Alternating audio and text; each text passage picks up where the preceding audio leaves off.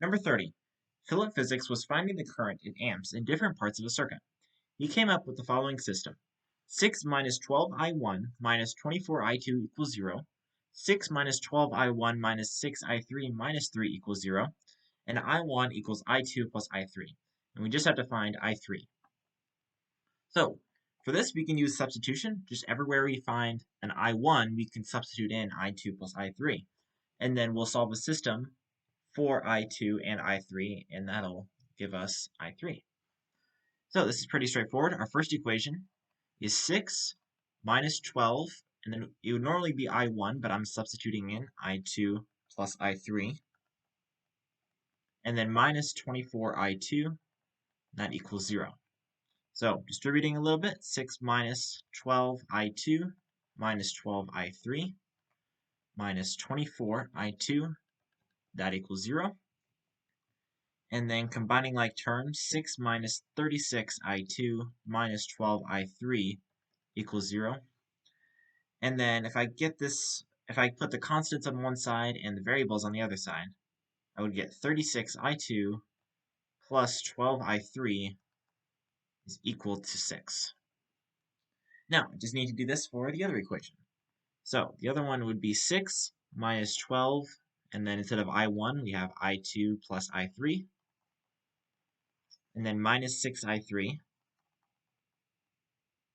and then minus 3 equals 0. So distributing, it's 6 minus 12I2 minus 12I3 minus 6I3 minus 3 equals 0. And then again, combining like terms, it'll be 3 minus 12I2 minus 18I3, and that's equal to 0. And then getting the constants on one side and the variables on the other, it would be 12I2 plus 18I3, that's equal to 3. So now I have my two equations, and now all I have to do is solve the actual system. So right here's 36I2 plus 12I3 is equal to 6, and 12I2 plus 18I3 is equal to 3. So here what I'm going to do, I'm going to eliminate the I2s so I can just have my I3s. So to do that, I'm going to multiply both sides of the second equation by 3.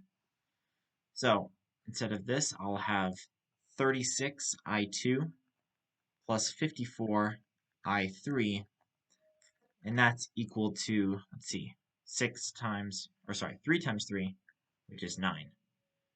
So now I don't need this equation. And if I subtract these, my I2s will eliminate. So 36I2 minus 36I2, that's just 0.